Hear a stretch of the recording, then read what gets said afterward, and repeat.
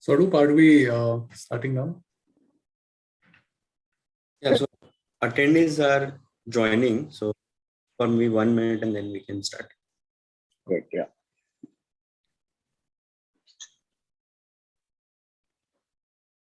All right, everyone. I think yeah, great. So I think let's wait for a few folks to join and get started.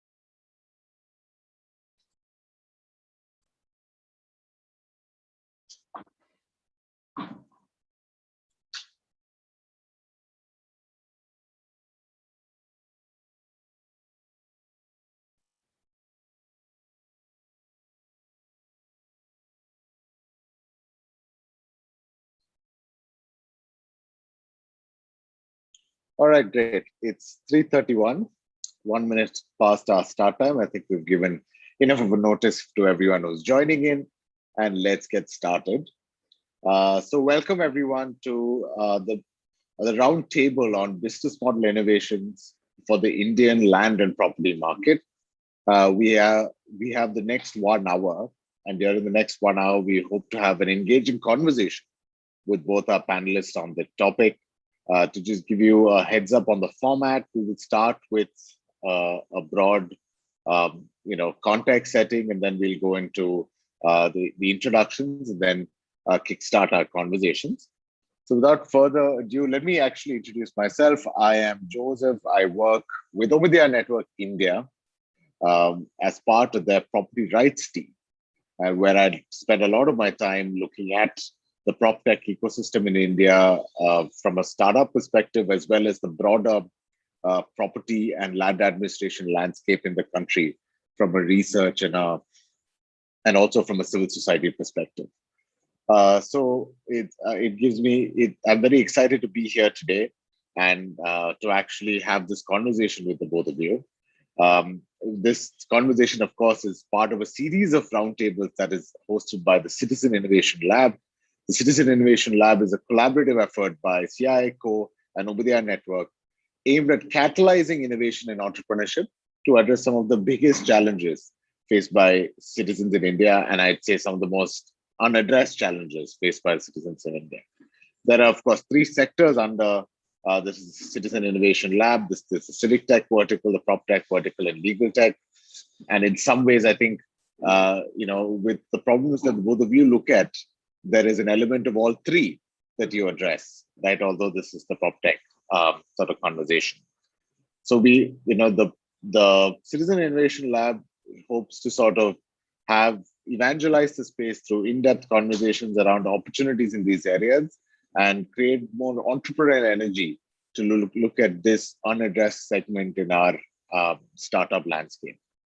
Now, before I get started, let me just say that the objective of this roundtable in very much is to sort of give listeners an understanding of the kind of opportunity that is there in this area, the kind of challenges that you deal with as entrepreneurs in this area, and what would be your sort of take on what are the kind of business models that's perhaps we can see here in 18 to 24 to 36 months, as well as what is it that the ecosystem can do to sort of support the growth of this sector, right?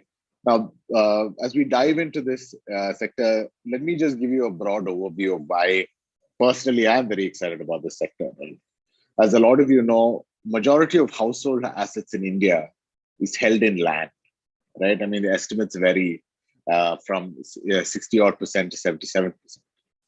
Now, at the same time, while most of India's assets are held in land, it's the least financialized of the asset classes, right? India's mortgage to GDP ratio is close to 9%. And if you compare that to any of our emerging market peers, China, for example, is at 18%, or of the other developed markets in the world, uh, you know, US is close to 100%, UK, Australia are north of 60, 70%. Right? These numbers are really poor in any comparison. Now, herein lies the fault in our lands, right? There is something here that is yet to be unpacked, an opportunity that could significantly impact both credit creation in the country as well as creating the liquidity for growth and investment. And at the core of it, I think, is the challenges around land administration, as well as the challenges around litigation and legal tech. As you know, the estimates from Daksh suggest that 2/3 of all civil litigation in India is linked to land and property. So, given this landscape, only the brave venture into this sector, right? And we have two such brave souls here with us today as speakers to this in this conversation.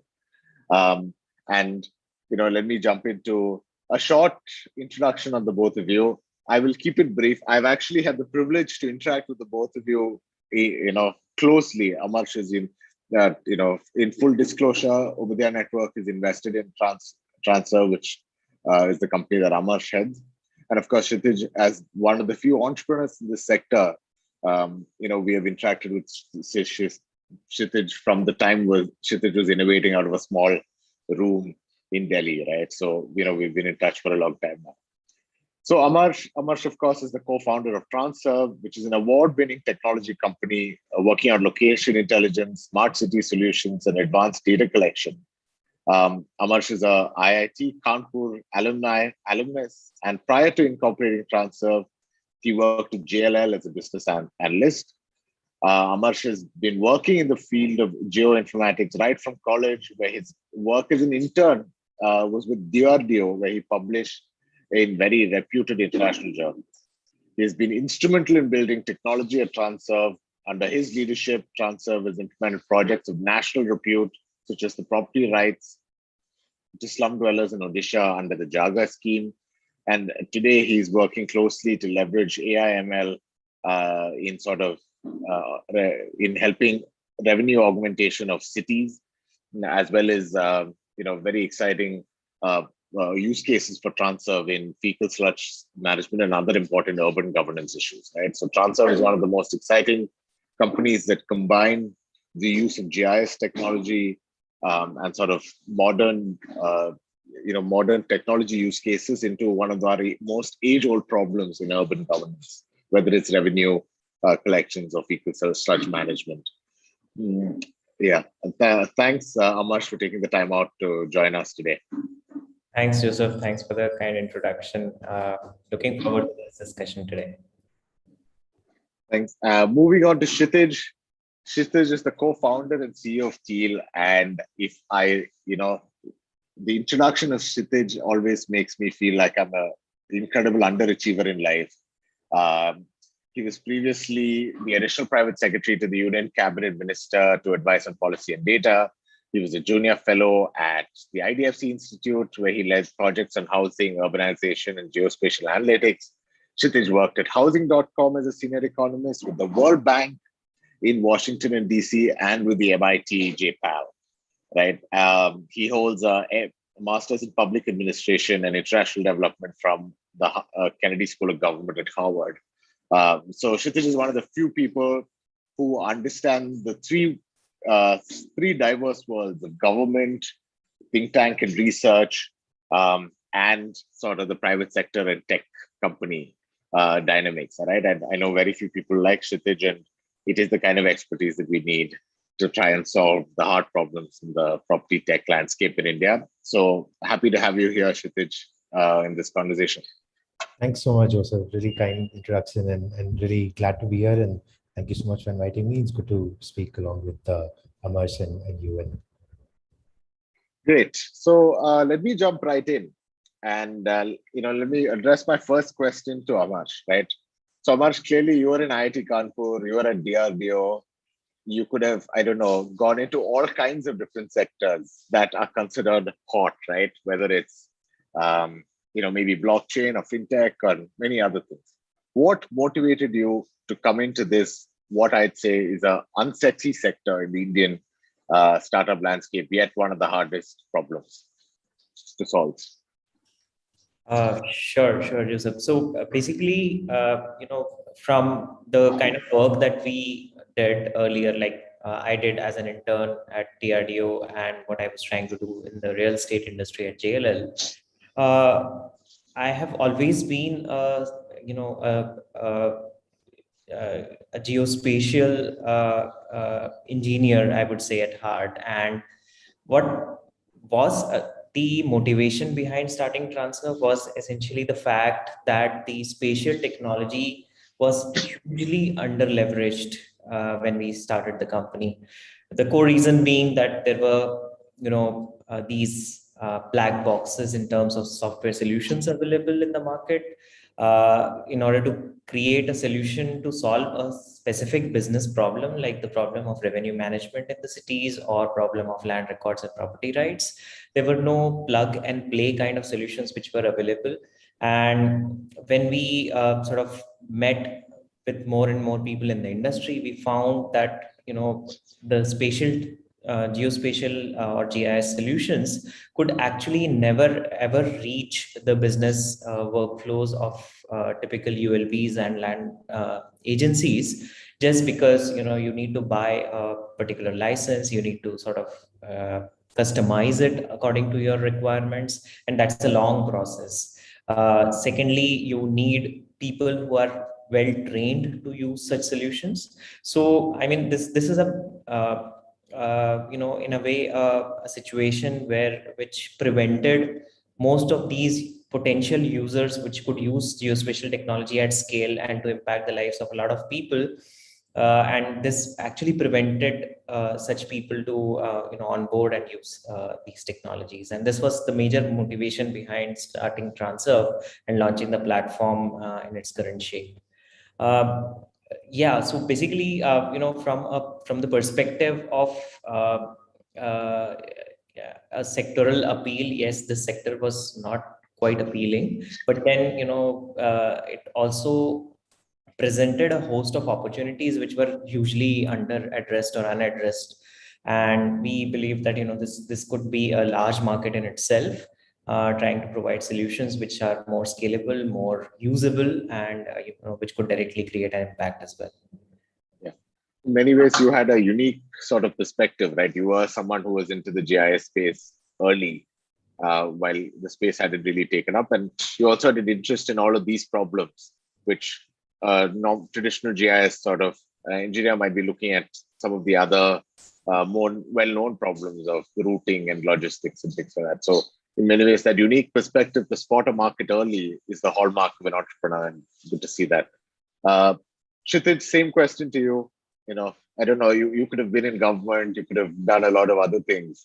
What motivated you to take A, the plunge into entrepreneurship, and B, try to operate in this space? Yeah, I think there's a little bit of serendipity also. I think so. I've been looking at the housing and urban space for a few years now. My master's thesis was actually on looking at GNURM in cities, so urban infrastructure investment, how to get government financing and fiscal federalism to work to be able to incentivize cities to build better infrastructure. I grew up in Delhi, and but every city in India.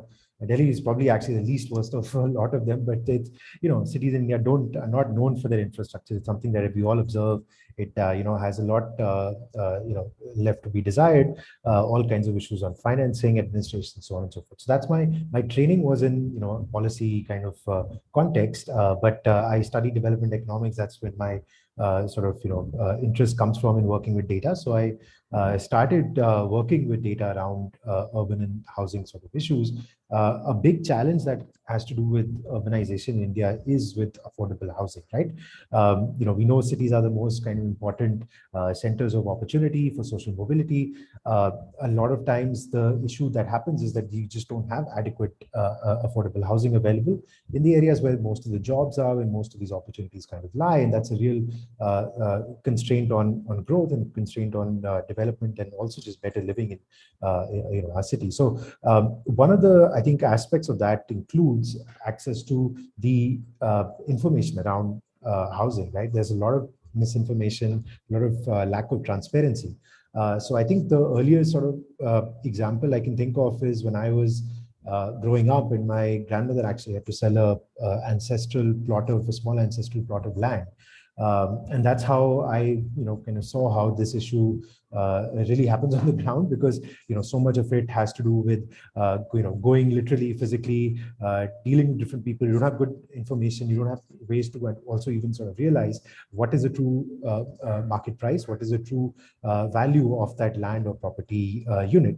And so I started working on this problem a little bit at the World Bank when I was in DC, but in different countries. And then I moved back to India. I worked at housing.com. I was actually working on the algorithms behind the housing valuation tool that they had, and a few other different types of things. And so that's when I got interested and also realized that there is potential, that usually prop tech and this entire ecosystem has been fairly devoid of data in the past, right? It's been probably the slowest to digitize and make it available on digital platforms, but increasingly that process has been changing. In the last several years, last couple of decades especially, there's been a much more rapid acceleration in more digital data points being available. So I thought there is an opportunity. That's why I decided. Rohan was my co-founder, was a lawyer, and we kind of got started with thinking about this idea in Delhi when he met us 3 years ago.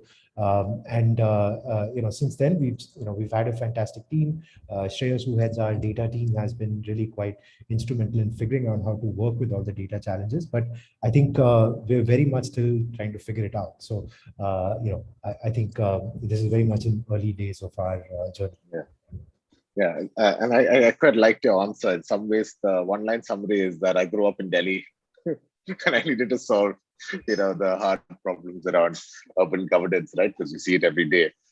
And also, your systemic perspective over a very long period of time, from different country contexts, different sort of contexts within India, from government and from research and from in a private company, is very exciting and a very unique perspective, similar to Amarsh, with which you can look at the space. And that's something I found unique in most of the entrepreneurs I interact with, is that unlike sort of a lot of the other sectors where the opportunity is obvious, it is those people who can see beyond the obvious that venture into the space, right? And that's been exciting. So actually, one of the things I didn't do was to introduce Transerve and Teal, so that our listeners get an understanding of what is it that you do. But better than me doing it, it's probably best that you do it, because you would have a pitch that has been well practiced through many years. So, but can we keep this short? So, if Amarsh is after, quickly sort of give an introduction of what is it that Transerve does and what is it that Teal does. Sure, Joseph. So Transerve is a location intelligence company. We leverage spatial data sets. We create a lot of these spatial data sets for decision makers to use on our platform, which also helps them process and analyze these data sets along with their business data, and then arrive at decisions which are more effective, more informed. And what I mean by location intelligence is essentially best described by one of the typical use cases, which is with urban local bodies. Property tax collection, for example, is one of the key areas or sources of income of a typical urban local body or a municipal corporation. And the process that they adopt does not help them actually get a hold of the properties in the geography that they govern, in terms of what changes have occurred, how many new buildings or properties have come up, and whether they are actually charging effectively to each of these properties. And this in a way also adversely affects the citizen service delivery by the ULBs, because most of these urban local bodies are devoid of a lot of funds that they could typically use for these activities. So spatial intelligence actually helps them spot where the changes have occurred, where they should, how they could match it with their existing revenue data sets, and how they can actually arrive at or spot those buildings where they need to verify and charge the property taxes. So this is just one of the use case, but there are plenty of other use cases as well. Got it. Over to you, Kshitij. Yeah, thanks. So TEAL, so our full form is Terra Economics and Analytics Lab. But the idea is that we're trying to create a way to be able to access land and property records in India at scale and to make it a lot more accessible, cleaner, interoperable for various different end users. Our starting customers are housing finance institutions and banks. And so for mortgage due diligence, that includes home loans, loan against property, and for other kinds of lending against property or refinancing of property, we try to provide information that was otherwise very disparate. It's sort of scattered around. It's not easy to understand. It's not often properly digitized and properly interpretable. So we try to make it as a digital footprint. So think of us like a CIBIL for property. So we try to kind of provide like a CIBIL type of a report and a profile for every property, or as many as we can try to find. Very exciting. Great. So let me jump right in, Amarsh, to the question of, in many ways, you've been, you were early to spot this opportunity, but this opportunity is now becoming more mainstream, right? So as the space gathers steam, what are the kind of different business models that you are likely to see here in the segments that you work in, right? Whether if it's sort of citizen and citizen groups, governments, urban local bodies. So, in that urban governance landscape, what are the kind of business models you think that are likely to emerge as PropTech or sort of property rights tech starts to gain steam? It could even be some models that you've seen outside India, which you think is perhaps applicable to the Indian context. Sure. So this would be a long answer, because then I'll try to explain how different stakeholders in the market could leverage such technology. So let me start with the governments first. That's the easiest part. So governments need the spatial data sets, need these technologies to be in place, not just for improving their own operational efficiencies or their own internal processes, but they could also leverage the data sets that are being created by such processes to monetize and use them, or basically provide them back to the industry, which could effectively use such data. Like, for example, TEAL's business model requires a lot of data sets on properties. So imagine if an urban local body has actually mapped all of these properties very effectively. They have actually tagged all the land records properly to each and every land parcels already. Then this becomes like a gold mine for companies, for PropTech industry as such, to start leveraging these data sets right away. And the ULBs and the governments can actually monetize the data by various mechanisms which are already present in the industry. Some of the smart cities are also now planning to monetize the data that is coming in from the sensors that they have established, for example. But this could just go beyond tech, beyond the sensors play, or beyond the smart city play. In fact, the land records department, the cadastral department, which is currently just focusing on providing citizen services through these data sets, can actually go beyond that and provide business services and monetize that data as well. So that is one one stakeholder which could basically benefit from this. The second stakeholder, which would be an industry. Now let me bring in a very, very different use case, and this is from the perspective of a real estate developer. A real estate developer is looking, probably launching a new project which is in the outskirts of the NCR region, say somewhere in the newer sectors of Gurgaon or Faridabad, for example. But the catchment area of the customers that they would try to bring in or to sell these flats or projects would essentially come in from the people who might be staying within Delhi, Gurgaon, etc.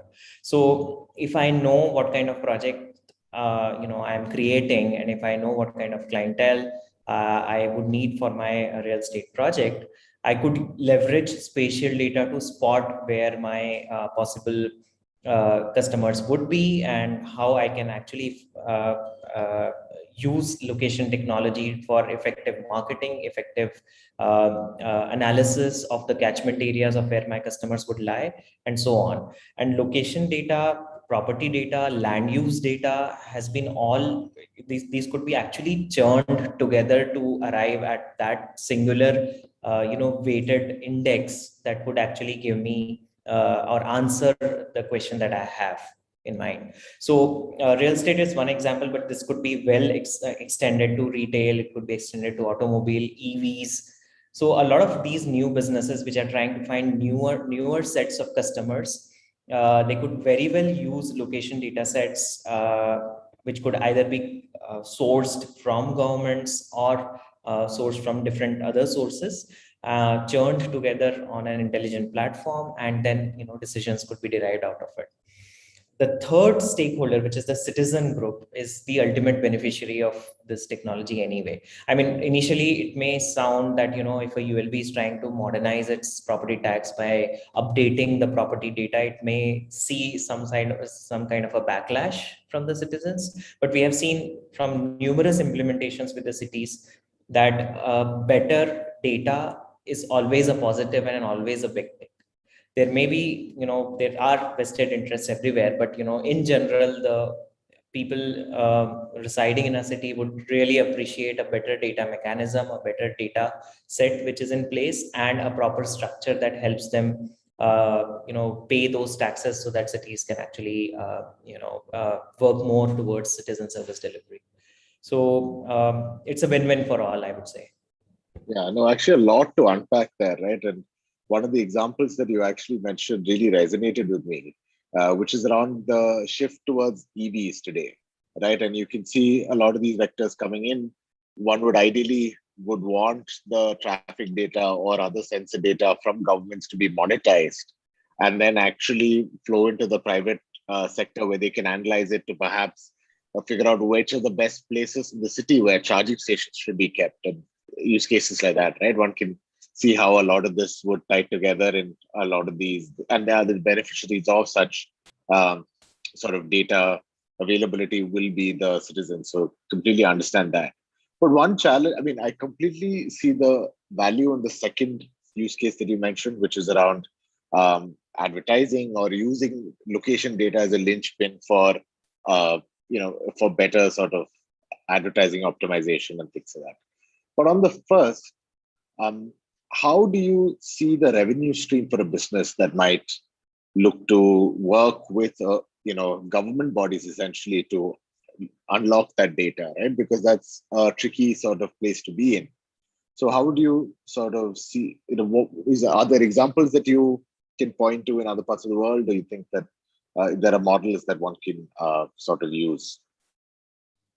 Sure. So I don't think we need to go that far. In our country itself, there are smart cities which are now potentially exploring how they can monetize specifically the sensor data sets, because they have actually installed a lot of them already, and the data that is being collected is quite valuable. However, it is underutilized. So governments typically are using it only for improving things in the city or improving citizen services, but that data can be cross leveraged to do much more.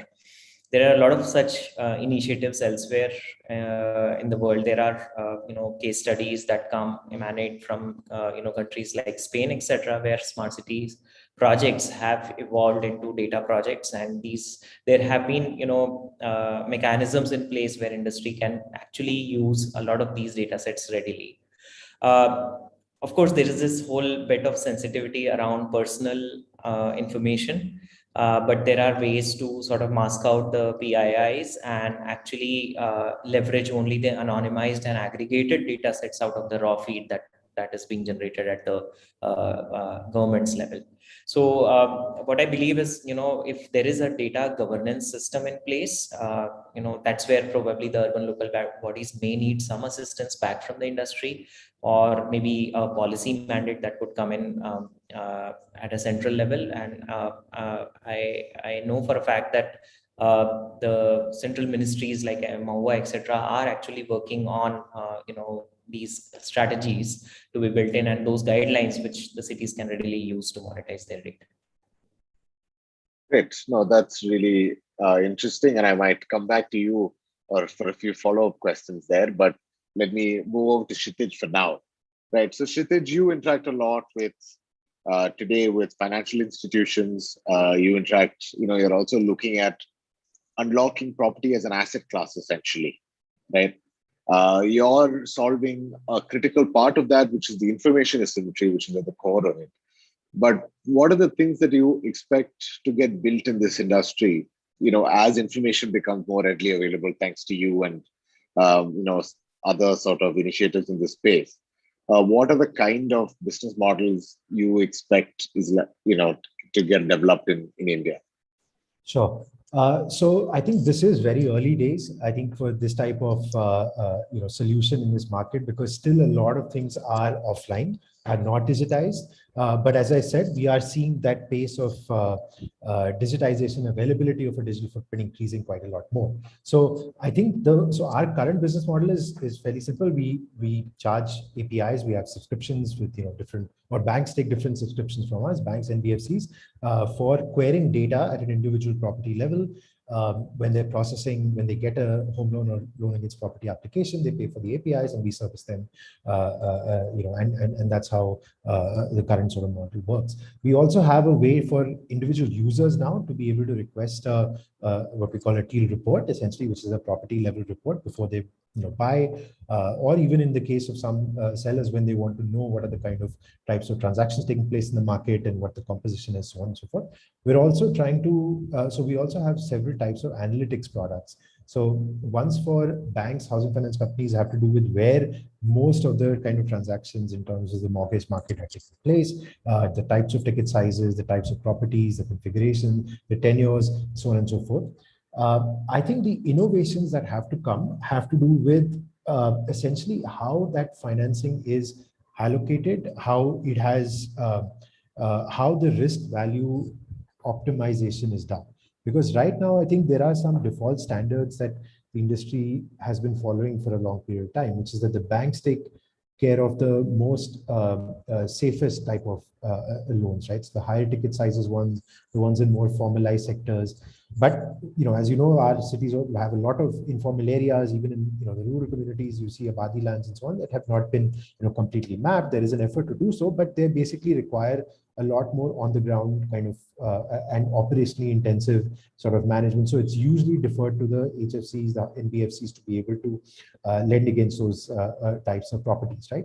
But I think there's not that much analysis that has gone into figuring out what the right way of optimizing the tenures of the loans are, how to kind of do that risk value sort of trade-off, how to refinance them, how to securitize them, and how to actually bring in more liquidity, repackage them, and also maybe find more innovative ways to try to group these type of loans together. And so I think we are right now kind of looking at sort of large volume of information that exists, but honestly, it's a drop in the bucket compared to what really needs to happen on the ground, which is that we need a lot more capital to be allocated overall to the sector, right? I mean, that's the thesis that your question that started with as well. So so now the challenge is how to figure out how to make that happen, what that looks like, and where that should go, and how should that be managed, and how do you prevent NPA sort of coming up in the system, because anytime you have rapid credit expansion, you don't want a situation. Already we see that affordable housing loans are the ones that have the largest NPAs, right? So there's a systemic issue as well. And I do believe that it comes centrally from the lack of good available data at an individual property level on the ground. And if you aggregate that problem up, I mean, even when different banks buy out, or private equity funds buy out the books of different NBFCs for mortgage loans. They don't actually do any data analysis as such, in a kind of meaningful way, the way it would be done in other more developed economies, to be able to evaluate and sort of price that risk. And that's the reason is because there's just not good enough data available. So you have army of advisors, lawyers, professionals who are involved in deciding all those things. I'm not saying it's just that it can be improved a lot better with the right kind of data, right? I mean, it does. I mean, you do obviously require some kind of knowledge on the, from experience, but the sort of having good historical data on this can help and go a long way. No, actually, that segues beautifully into my next question, right? You answered some of it already. So what are the challenges that, as a prop tech entrepreneur, you're likely to face when you come into this sector, right? I mean, Kshitij, you've already outlined the data challenge, the capital challenge also on some level. But let me address that to Amar, right? I mean, when you were starting out, or when, if I'm sure entrepreneurs who are starting out the sector reach out to you for advice, what are the primary one or two things that they point out to you as the big roadblocks that stop them from creating new services or products in the sector? So most of the challenges actually are oriented towards unavailability of data, and that's where I would actually completely agree with Kshitij here. Data has been a major problem, and not sure if the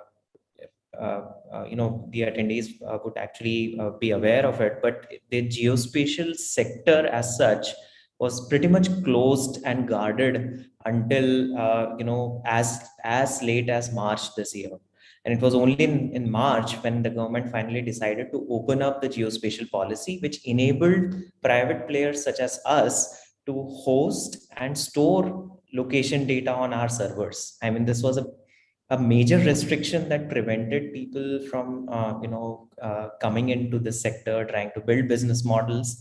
And and now that the policy is open, things are looking way more positive. So that has been one major challenge.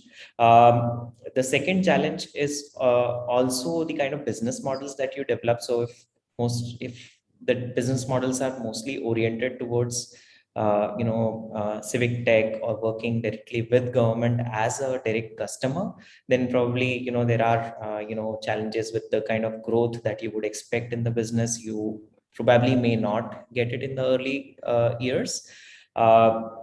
Innovative business models around how you could typically work on bringing about these solutions or improvements for government, but working in a way in which the monetization of your solution or the revenues that you get for your solution, could come in from different discrete sources is something that could be, one of the solutions or ways out to get that early scale that you may need.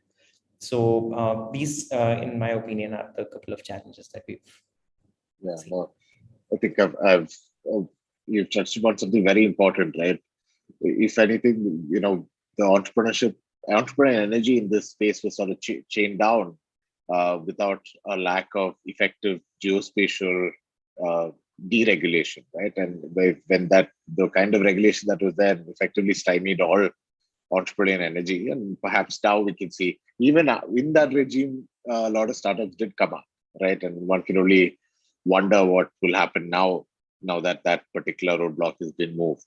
Kshitij, same question to you. What are the few areas, what are the few challenges that you faced and you expect others to face when they enter the sector?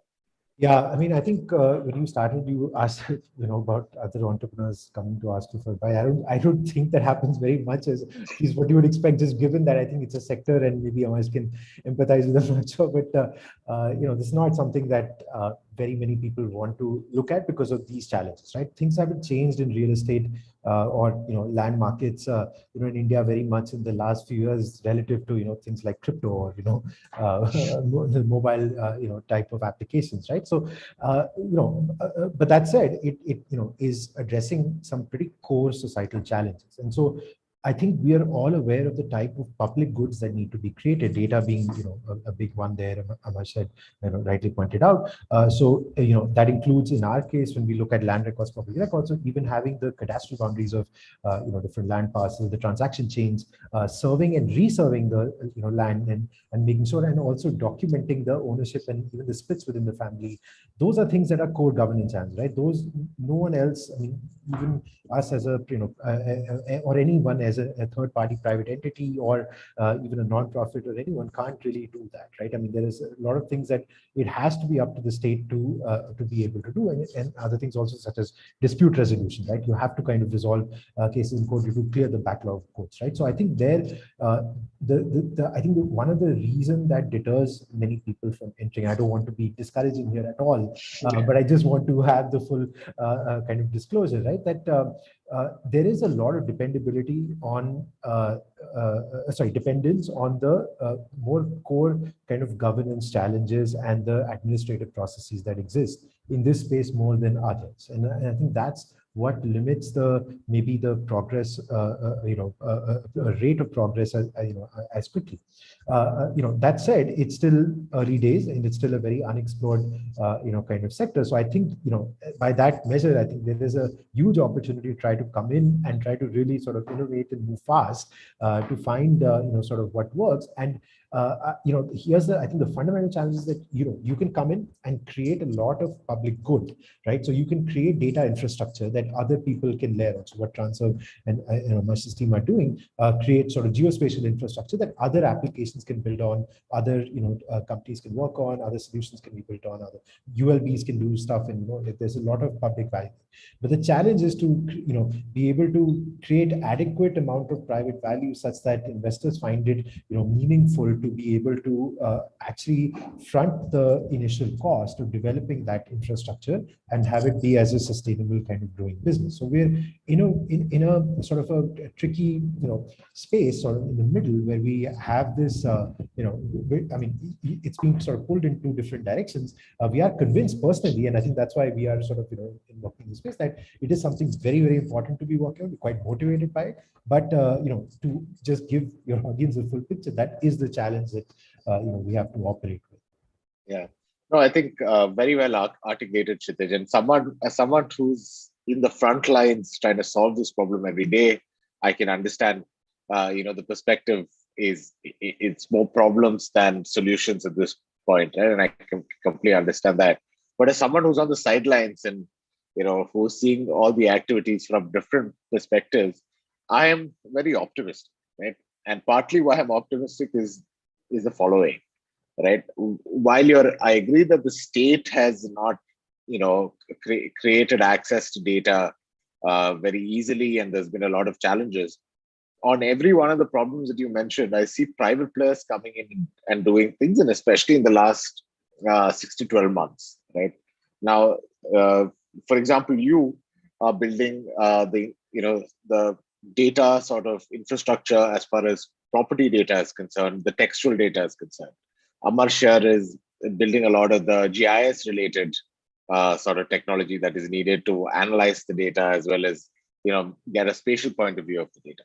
And even if you look at some fundamental things that has been, which I surprised that didn't come up in both of your remarks, was, like the issue of addressing, which the fact that we don't have an address system in India, and both of you I've had conversations with saying that, it's one of the problems that you hit your head against because, there's a lot of energy that goes into just deduplicating addresses or finding unique parcels of land because there's no addressing.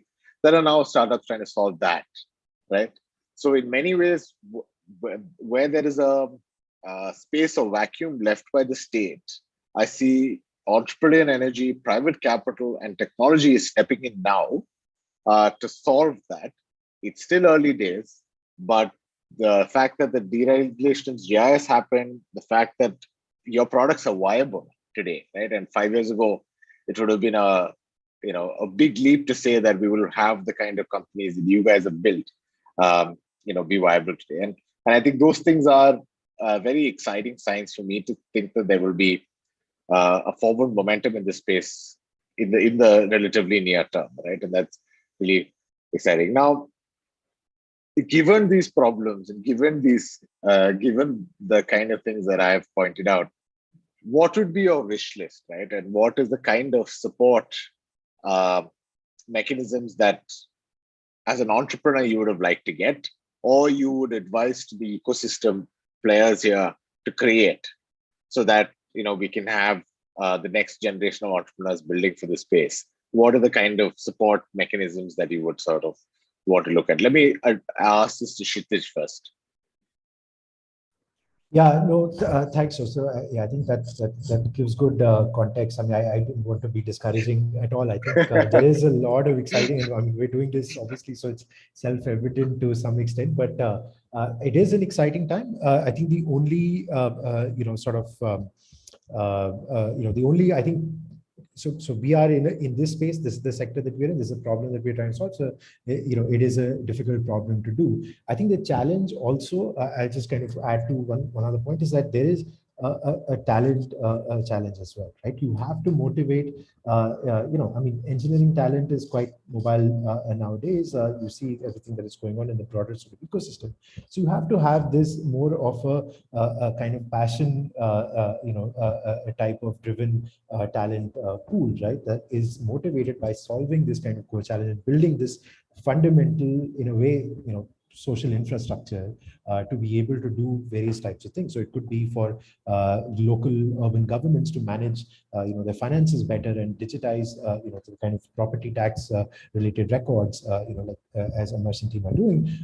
In our case, it's for the housing and property markets to be digitized. So I think, so here are the things that I think the wish list. So one is a lot of startups and a lot of fintech and a lot of other kind of even cutting edge tech nowadays is actually built on the base of public open source tools, right? A lot of it actually relies quite a bit on public open source. It's quite surprising the more you go into it, and even what we use. Python is an open source language. Everything is, there's a lot of that dependability. So I think to some extent there is a case to be made for investing more in creating a lot of these types of digital public goods, right? So open source technologies, open source data sets in the Indian context, specific to the types of sectors that we are in, right? So as Amesh was saying about, geospatial, maybe cadastral maps, maybe having a much more interoperable, geospatial database of all of the different cadasters in terms of the different, property maps, in terms of having, as you said, the address,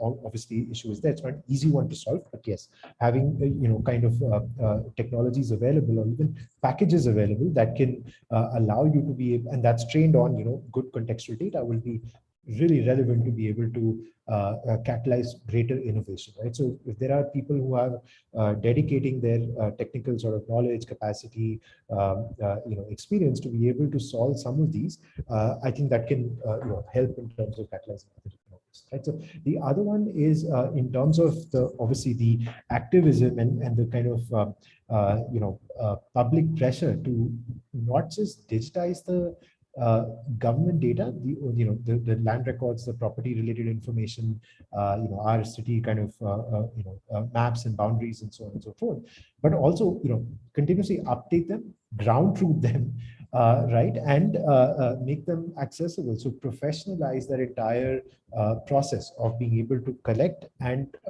update, correct, and digitize that data. And that's something that is not a one-time exercise, right? Like you see this in advanced economies, it is something that is set up as a process, a governance process that happens at scale by agencies which are sufficiently staffed and run professional contracts to outsource technical tasks to professional agencies, right? And these tenders keep on coming up. We've met, in fact, companies that are in India who are doing this on a kind of routine basis, right? Digitizing cadasters for New Zealand and Denmark and so on and so forth. And so this is something that just needs to happen, here as well. And there's no kind of two ways about it. So I think having a way to be able to push the state and state actors to be able to do that more, support them, handhold them, provide that. I think the kinds of things that you guys at India are looking at, I think that is something that is badly needed here. Very, very insightful, Kshitij. I mean, both the points, in many ways is the support architecture needed for PropTech, right? High quality data and sort of open source technology tools that will allow you to process that data or solve some of the fundamental things in the data. So really, really insightful input. Yeah. I'm sorry. I just want to add one last thing here, which is not, I'm not totally clear about at this point. That's why I wanted to bring it up at the end, which is that, see, so there are some kind of market arrangements that are also shown to be valuable in other contexts. Right? So take the case of the US, where there's a multiple listing service, the MLS system. So there's a National Association of Realtors, there's different realtor associations. So there's these things called the exclusive brokerage, which is essentially like a kind of contract. It's a professional contract that, if you get a lead for a property, you sign essentially an agreement with the seller saying that you will be the exclusive broker for that sale, right? In India, that doesn't exist. Now, I don't know if that's a infrastructure in a way, or that's a kind of cooperative infrastructure that can be, exposed top down, or exposed, or that's something that happens organically, maybe more if the market gets more organized or whatnot. But that's something that does actually limit, a lot of other innovations to be built on top of it. So, for instance, if I were to just digitize and try to convince, home owners to, sell their properties online and try to list them on, in a way like I'm an exclusive broker, I take the cost of doing that and put it on, online.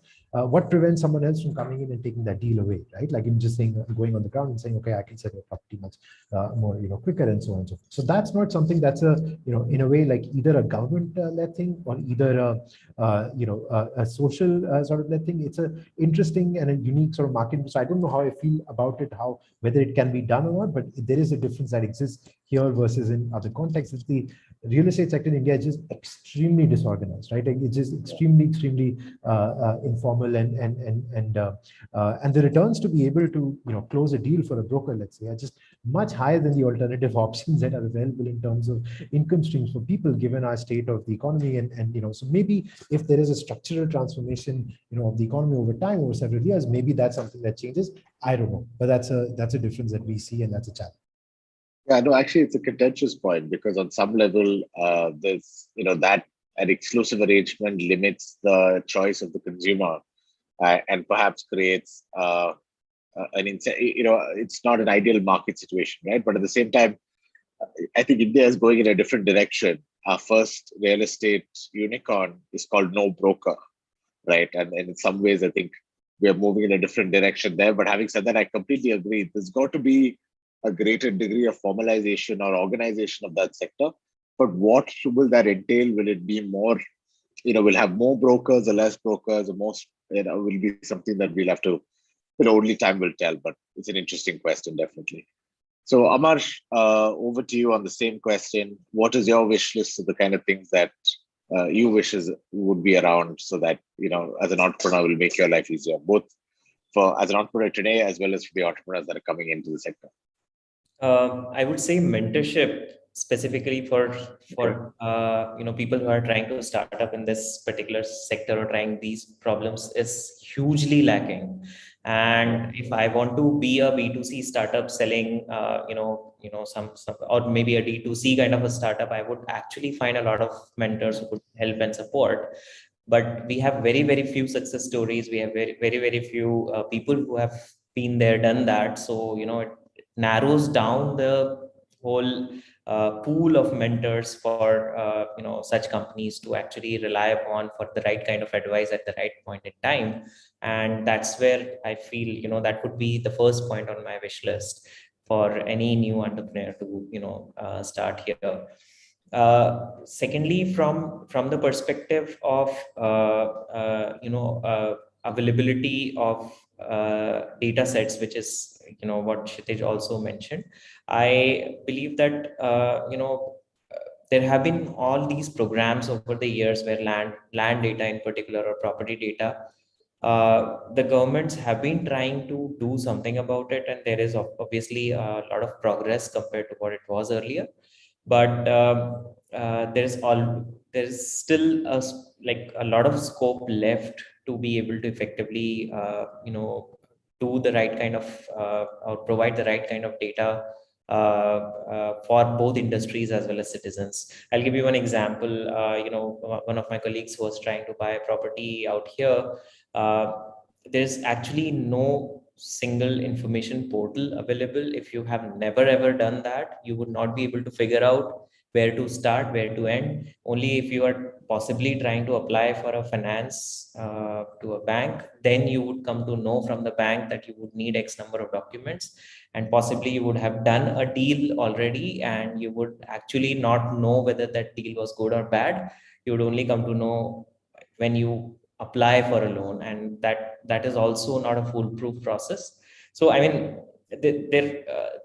the lack of information, both in terms of data, which is geospatially enabled and available, and the lack of information in terms of process, is something that I believe could be helpful for everyone. I couldn't agree more. I think there's a lot of opacity on process as well as terminology. One of the interesting things that I read was as part of the NLRSI report that the National Center for Applied Economic Research publishes, which is the state of digitization of land records in India, essentially. There is a glossary, which is the different terms in different parts of the country for the same thing, right? For measures of lands, for the document that is essentially the record of rights, right? And then the fact that given we have a federal structure when it comes to land administration, it is fascinating just to read that document, because if you're trying to solve this problem on a national scale, first you need to figure out what everything is called in different parts of the country. Even that is not, clearly easily available. So I think that is definitely point well taken. And I hope the folks at Citizen Innovation Lab listening to this will take into account Amarsh's first point and make him a mentor to whoever is looking to work on PropTech, right? I think on some level, mentorship is lacking, and completely the point you've taken that we've got to do something about it. And I think part of it is because we're in early stage of this sector, that we just don't have a critical mass of people who've done it before. So definitely very, very engaging conversation. I have 4 more minutes before we turn to the audience for questions, right? So let me ask a final question to each of you. So this was the PropTech roundtable, but as you know, the other two areas, right, is whether it's civic tech and legal tech is central to the issues of property and property rights, right? So first, Amarsh, when it comes to sort of, what are the kind of things on the civic tech or the urban governance side that you're able to see where startups are playing a role, or what are the big problems that you face from that point of view, right? I mean, it could be anything from collections from government bodies to, other things, the interface between the government and the citizen. Are there any initiatives that you've seen recently that's exciting to you?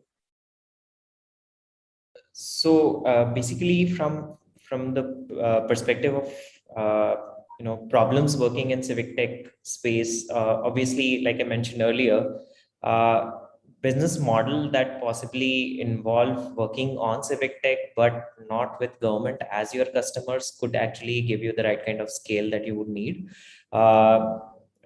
Working with the government would actually eventually give you the scale that you want, but that would take much longer because of the challenges present.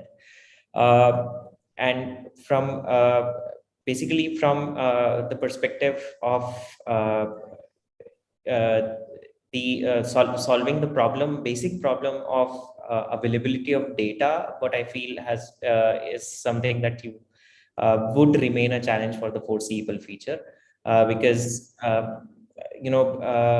irrespective of the fact that we are trying to build the right kind of data infrastructure for the companies or citizens, it is still a long way to go. I mean, I can always equate it with the kind of example of Ordnance Survey, what it does for the UK market. You get those geospatial layers right away, you get those data sets right away. Some of them are freely available as public goods, some of them are could be purchased from them, but there is a custodian of that data who's selling that data.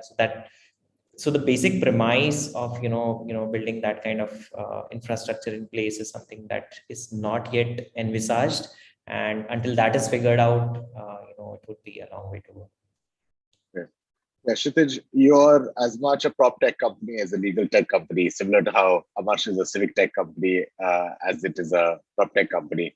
So on the legal tech side, A, what are the challenges you face? B, what are the kind of innovations that you've been excited about?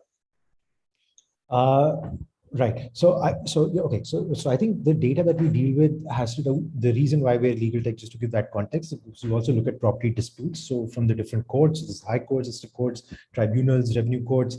I'm trying to identify at a property level whether there's a dispute going on in the property, and combine that, marry that with land records, with stamps and registration department data, municipal records, building plans, development authority data. So like DDA in Delhi, for instance. So there's all of these different heterogeneous type of data sources, different governance jurisdictions. So we're trying to also harmonize. So a lot of it is just harmonization across those, right? So having, I think the prescription for this is a very difficult thing to actually implement at the governance level. I can say that because I have kind of seen it a little bit more closely, which is that, for instance, the court should use a unique identifier for a property when they mention the case against a property, or when a property is listed or attached or whatever in a court case, right? But that's very hard to do. First of all, look at just the jurisdictions, right? So Delhi has, there's a state government which takes into account all the registrations that take place, all the transactions are registered there. There's the municipalities, multiple municipalities in Delhi. So property taxes, mutations are done at the municipality level. There's DDA, which is exclusive zoning authority over Delhi. So anything that has to do with unauthorized constructions has to do with DDA, and any kind of building plan, building sanction is with DDA. Then there are the courts, which are a completely parallel entity, and those are high courts, district courts, revenue courts, tribunals. So all of these people, when they mention all of these agencies, I mean, they don't talk to each other, right? So when they mention a property dispute or a land dispute, how do you identify uniquely what they are referring to, right? And so creating a way to a framework to be able to understand and make that entire information sort of interoperable. It's a difficult challenge to pull off at the governance level, and I don't think it can be exclusively done. So it has to be in some combination. And I think there is both good and bad. So, land is a state subject. Every state is completely different. The histories are completely different. The land records, methodologies, how you measure the land, how you document it, completely change state to state. Vernacular is a big challenge. I mean, we have to deal with all these types of different languages and these terminologies, which are all unique to land and unique to legal jargon in India. So no NLP is trained on these types of things, right? So you have to design your own types of data dictionaries, your own algorithms. So everything becomes very difficult. But the opportunity here is that a state can do this well. And I think the thing to now track is whether they can get some kind of sustainable way of being able to continue that journey, right? So, Tamil Nadu has done good things in the south. They've generally much better at governance, and they've managed to do a better job of making a lot of data kind of available and information available. Maharashtra has done a good job in terms of the registration side. So I can give individual examples of states that have done this well, or certain courts. For instance, Delhi High Court has done very well in terms of putting a lot of information kind of available and making it easy and machine readable and so on. But there's no sort of again, there's the heterogeneity that we're dealing with. So if there is a way to be able to coordinate across these jurisdictions, across these different entities, that would be really helpful. Providing data standards, data formats, for instance, for addresses, that'd be extremely helpful. Trying to digitize and link things. So they're talking about, like a Aadhaar for property. I mean, it's excellent idea in principle. I don't know how they'll implement it, but if it does happen, and even if a state manages to do it, that'll be a huge, huge public good that they create and can catalyze other innovations and value on top of. Yeah, I mean, just listening to you, one can understand the value of it, right? I mean, quite simply, there aren't many $2.5 trillion economies aspiring to be $5 trillion economies which haven't figured out addresses, right? It's a very fundamental part of our society, and one sort of green shoot there was the government constituted a group of ministers under a plan called One Nation, One Address into 2020, like 1 year ago. And I think perhaps if that at least shows that the government identifies this as a problem. As you said, solving it is such a difficult thing that we'll have to see what solution is likely to arrive. But at least I think awareness about the problem is increasing for now. Great. Let me turn to the audience for questions. Okay, we have one question. What are some of the citizen-specific challenges in the sector that have continued to remain unsolved and which the startups can possibly solve, right? Perhaps something that is B2C focused as a problem statement, doesn't be related to the kind of things that you guys do, but anything maybe as a consumer that you've experienced and you would want a startup to come in and solve. Either of you.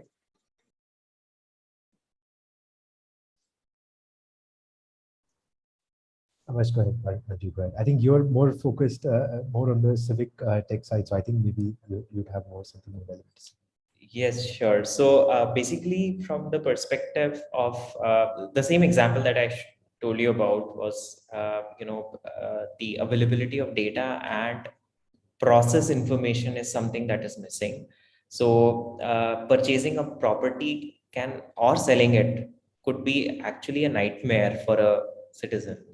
And having done that, we've done that in our family, and we've seen, what kind of different types of processes which are involved. There are different types of ownerships which are also present. So you could be a freehold owner, or you could be a long lease kind of a leasehold owner as well. So I mean, one area that remains unattended to is the whole ambit of processing a property transaction. How effective or how easily could it be possibly solved for a citizen? That would add a lot of value. And if you see the sheer number of such transactions, the market opportunity is huge. I mean, current business models have only sort of tried to address only the demand supply side of things, but there is a lot of opportunity beyond that.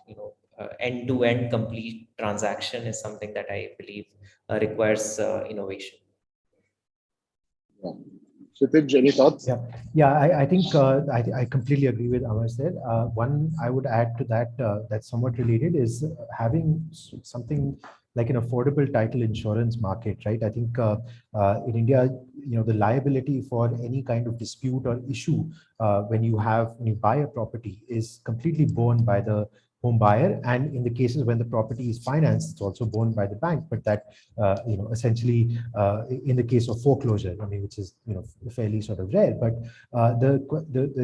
so having a title insurance market that provides an affordable cover like it is in the US and many other markets which also have a presumptive titling system the way you have in India would actually be quite a big benefit, because it would then remove this a lot of this stress, the Khosla type of stress, to large extent. The ones is basically there is no kind of title dispute in the family, or there hasn't been some kind of partition that has been done and you've been sold the entire parcel, but only a fraction of it truly will belong to you once you go through the transaction, things like that. Or there is some dispute, and so it kind of that whole due diligence process taken care of by an insurer, having the data available for a large volume of property transactions, they can underwrite based on that data the kind of liability type of cover. So that's there is already a process to some extent, a regulatory kind of I would say diktat. Title insurance is required in RERA projects. No state has enforced it.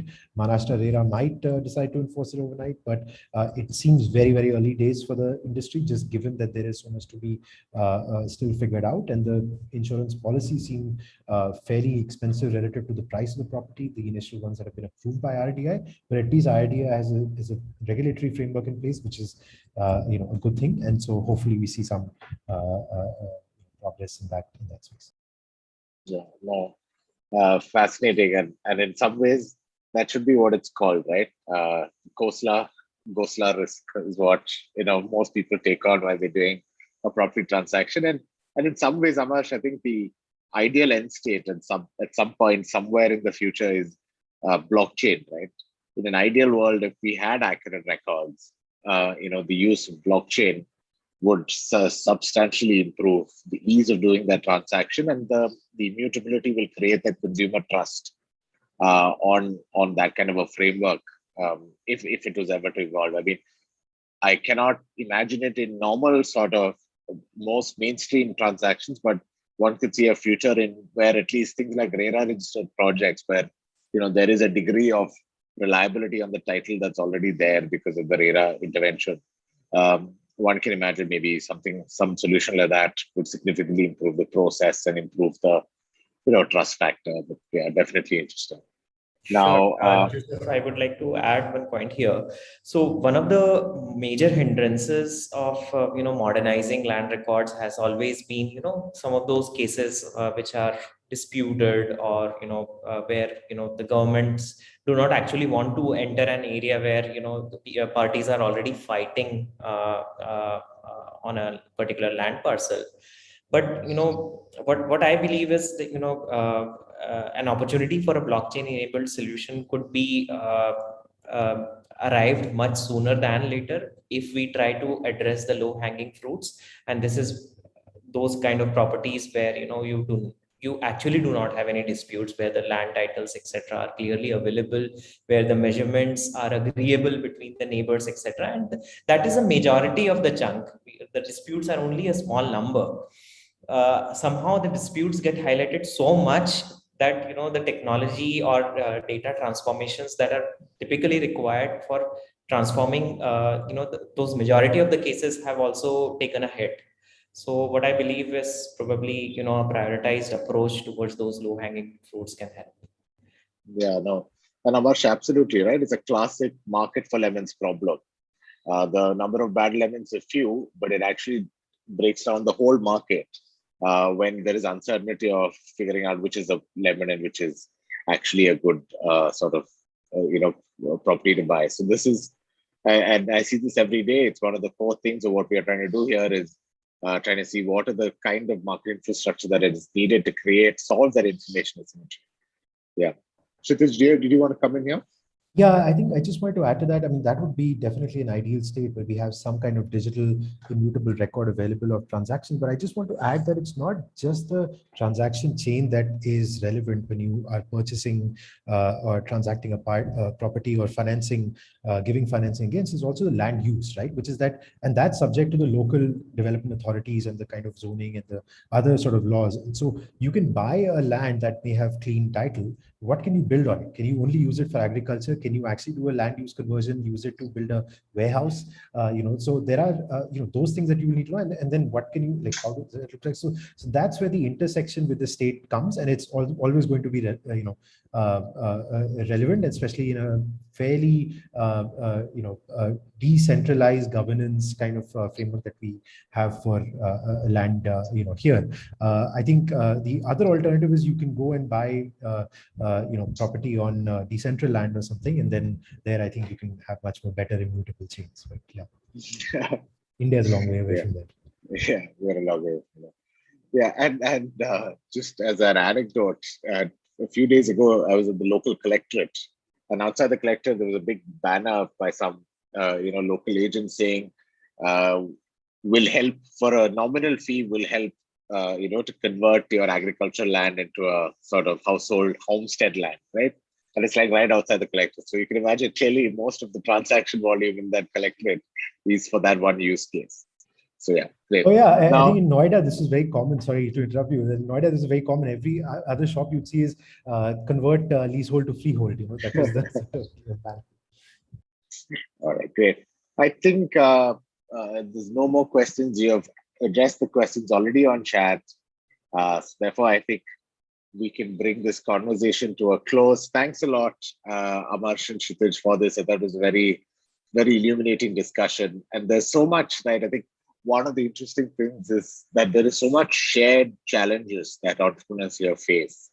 And in some ways, you guys have been trailblazers in this space that have sort of solved a lot of these challenges and signaling to the wider market that these are solvable. Right, and that itself is a big deal, right? So thanks a lot for coming on today and sort of hopefully inspiring people to come into this space and build interesting startups here. And thanks a lot to the Citizen Innovation Lab for inviting us and giving us this opportunity. Thank you, Nithin. Thank you, everyone. All right. Thanks so much. It's been a pleasure. Thank you. Thanks so much. Thanks.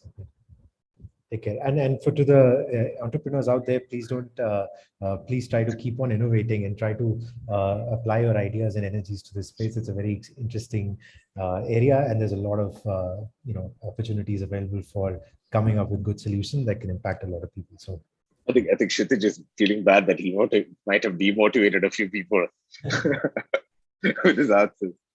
Anyway. I would say a reality check is good to have. I mean, you know what you are entering into. And that's where I believe mentorship is important.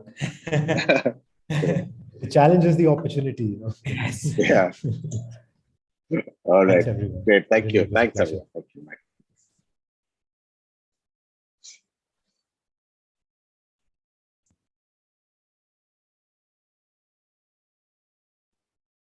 Thanks, Varu.